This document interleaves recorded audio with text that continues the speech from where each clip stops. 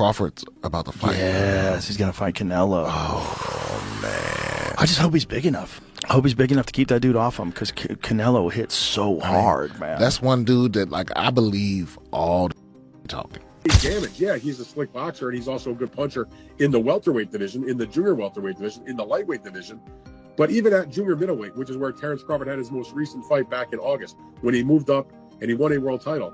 It's the shots that you don't see that hurt the most, and maybe Crawford can hit him with some unexpected shit. And because of the repetitiveness of Canelo, maybe he can time him. Maybe he can counterpunch with him, because Crawford is unbelievable at that. Joe Rogan reveals that while Canelo Alvarez is one of the best, Terence Crawford's skill set is on another level. He emphasizes how Crawford's dismantling of Errol Spence was mind-blowing and believes that if anyone can outthink and outmaneuver Canelo, it's Crawford with his precision timing and ring IQ. Crawford's about to fight. Yes, he's going to fight Canelo. Oh, man. I just hope he's big enough. I hope he's big enough to keep that dude off him because Canelo hits so hard, man. That's one dude that, like, I believe all the talking.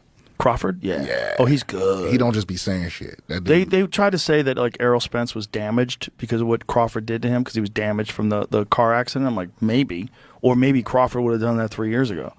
I think he's that good. He's just so skillful. He's so slick. And when he gets, and he's also the best guy in the sport at switch hitting. He'll go from southpaw to orthodox and be just as good and trip you up. Like, you think he's going to start southpaw, he starts orthodox. You prepare for orthodox, he's fighting southpaw. He feels like he's got you timed better orthodox, he'll switch it up. On the Joe Rogan Experience, Terence Crawford expressed his determination to become a three-time undisputed champion. He confidently stated that Canelo Alvarez's size isn't a real issue, downplaying the challenge. Crawford emphasized his belief in his skills and mindset, showing no hesitation about stepping up for the historic opportunity. That would be crazy. I want to be three-time undisputed. To jump up like that, 21 pounds? Yes. What do you walk around at? I don't know. You don't know? Oh, you don't want to tell anybody. I don't know. I don't know. You know what I mean? But how much time would you need to prepare for something like that? Would you gain weight? Would you do anything different? I would definitely have to gain weight. Yeah. You know, and I just believe in my abilities. You know, Canelo's not a big guy. You know, he's 5'8".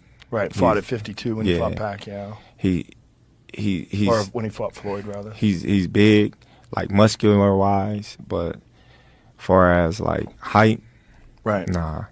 So yeah, that wouldn't be nothing that, you know, we had to see. That would be insane for you to go from 140 all the way up to 168. That'd be dope. Terence Crawford's mindset heading into this upcoming clash with Canelo Alvarez reveals a fighter unfazed by public doubt. He acknowledges the size disadvantage, but considers it an extension of the challenges he's already conquered throughout his career. Crawford has consistently thrived under pressure, and this bout presents another opportunity to silence skeptics. While many argue that moving up in weight to face a naturally larger opponent could be a mistake, Crawford embraces the adversity. Citing heart technique and mental strength as his greatest equalizers, he's not just fighting for glory, he's fighting to show that greatness transcends weight divisions. That's a fight because of the challenge. Yeah. I love the challenges, and I love the people that I hear them now. You're too little. You know, Canelo gonna break you. He's gonna stop you. You come from 147, that weight too big. This and that. I can hear now, and that just excites me to go in there and just be like, okay, let me prove him wrong once again. That fight would be gigantic. If Canelo gets through Jamel and then you guys fight, that fight would be gigantic. And it's crazy because, like, in the past interviews, I was like, man, Canelo too big, man. It's weight classes for a reason. I was like, nah. But in my mind, in my heart, I don't think nobody too big, you know, especially in a fight. I'm a fighter. But, like, I was thinking, like, man, it could happen. Boxing journalist Dan Raphael brought a deeper understanding to the motivations behind Crawford's decision. He argued that this isn't about chasing a massive payday, it's about legacy. According to Raphael, Crawford is fueled by a desire to do what has never been done, even if it means taking the hard road. However, he also recognized the enormous risk involved. Facing Canelo requires more than confidence, it demands a perfect performance. Every feint, every counter, and every round must be fought with tactical brilliance. It's the kind of gamble that defines careers for better or worse. I think Terence Crawford is a marvelous boxer, arguably the best in the world, pound for pound. But can you hurt Canelo. If you can't hurt him, I have no doubt he could outbox him. My issue is if you can't hurt him, what kind of a challenge can you truly pose? What do you say to that? No, that's a great point. I mean, here's the thing. Canelo Alvarez has a historically great chin. Now, I go back way back when he first came to the United States and started boxing, and he found himself on an HBO pay-per-view undercard years and years ago, fighting against the older brother of the great Miguel Cotto. His name was Jose Miguel Cotto, and he had gotten a ton of hype. He had signed with Golden Boy Promotions, and a lot of those of us in the media. And I had seen him a couple of times before that. This is my first time seeing him in person, really paying close attention. And he almost got knocked out in the first round. And I remember Stephen A., all of us looking around at Media Row going, what the heck is this all hype about? This man can't take a shot. He's going to get drilled. He was lucky that the fight was over, that the round was over in round one, or there might have been some much more trouble. Stephen A., that was like, I don't know, 16, 17 years ago. I've never seen him wobbled, rocked, physically, visibly hurt since then. He has an all-time great chin going in the ring with tremendous punchers. Terence Crawford coming up 2 weight classes. Do any damage? Yeah, he's a slick boxer, and he's also a good puncher in the welterweight division, in the junior welterweight division, in the lightweight division.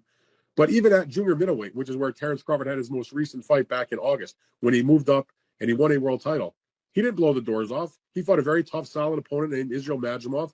He gave him a good fight. It was very close. Madrimov's people seem to think he might have even been able to edge it out.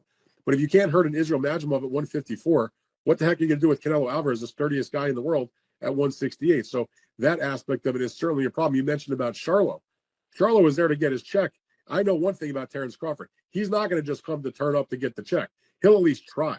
And Charlo, I don't think, really tried. Commentators have expressed a variety of opinions on Crawford's chances, and one perspective gaining traction is the comparison to Dimitri Bivol's strategy Val's victory over Canelo highlighted how disciplined movement punch variation and timing could neutralize Canelo's power. Observers suggest Crawford study Bivol's footwork and ring control, both of which kept Canelo from setting a rhythm. However, it's important to note that Crawford is a different kind of fighter. He doesn't simply mimic, he adapts. If he integrates key lessons from Bull's performance while sticking to his own style, he may unlock a blueprint capable of securing a historic win. Bivol is the fight you got to study if you're Crawford. Crawford ain't Floyd, but he can do a Bivol. The problem is Bivol's a big dude. This is rough because this fight is only a matchup fight. Let me tell you what I mean. I got a lot of fighters Canelo fought at 168 beating Crawford. I got Caleb Plant beating Crawford. I got Berlanga beating Crawford. I got Callum Smith beating Crawford. Just way too huge, of course. But that's why Crawford ain't campaigning at 168. He's trying to beat Nello because Nello is a special case. He's one of the best fighters of all time, and he's actually a little guy who ballooned up to 168.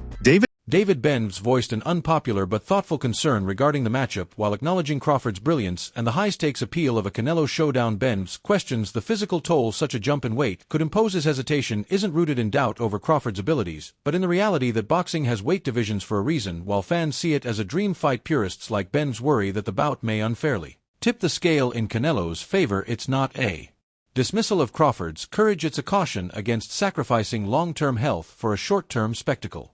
Crawford throwing his hat in to want to fight Canelo at 168. I mean, everybody wants to fight Canelo. It's a money fight. You know what I mean? I think even Inoue would come up to fight Canelo. Canelo wanted to fight him. I mean, I don't want to see Crawford to fight Canelo, to be honest with you. But it would be. I'm not saying it wouldn't be a great fight. It would be a great fight. But I feel like if I deserve my opportunity, and and after this fight, what else are you gonna say? You know what I mean? This is a tough fight. You know, the top WBC, the top people ranked at the WBC are fighting each other. So I mean, it should be an easy call. If I can't get those fights, then I'll go up to fight Bivol, or I'll go try to I set my conquest on 175. Like I said, I don't want no handouts either. I want to earn my spots everywhere I go, even at 175. But I see that weight class. I want to become champion at 175, and that's exactly what I'm going to do.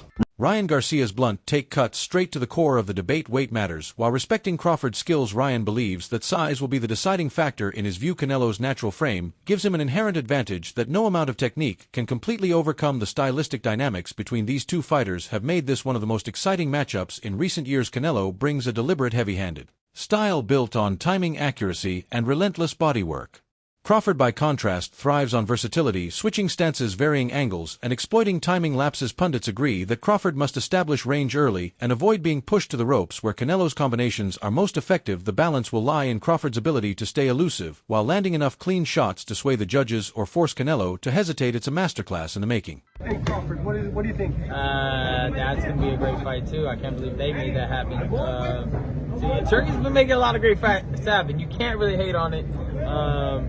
But I'm excited for that. I know Canelo, he's so big, so strong, and I think he'll be just too big. Weight classes matter for a reason. Last question, Ali. He said TFM on. Fighters have managed to unify divisions and remain undefeated while showcasing such a broad skill set. Terence Crawford has done exactly that, all while flying under the mainstream radar. Compared to flashier names, his ability to adjust mid-fight, exploit weaknesses, and control the tempo is rare. However, his clinical style sometimes lacks the explosive knockouts or theatrical aggression that draw casual fans within the boxing community. He's revered as one of the sport's most complete fighters. Outside of it, he remains underrated, an enigma wrapped in excellence, still seeking the opponent that will finally earn him universal respect. Bivol is the fight you got to study if you're Crawford. Crawford ain't Floyd, but he can do a Bivol. The problem is Bivol's a big dude. This is rough because this fight is only a matchup fight. Let me tell you what I mean. I got a lot of fighters Canelo fought at 168 beating Crawford. I got Caleb Plant beating Crawford. I got Berlanga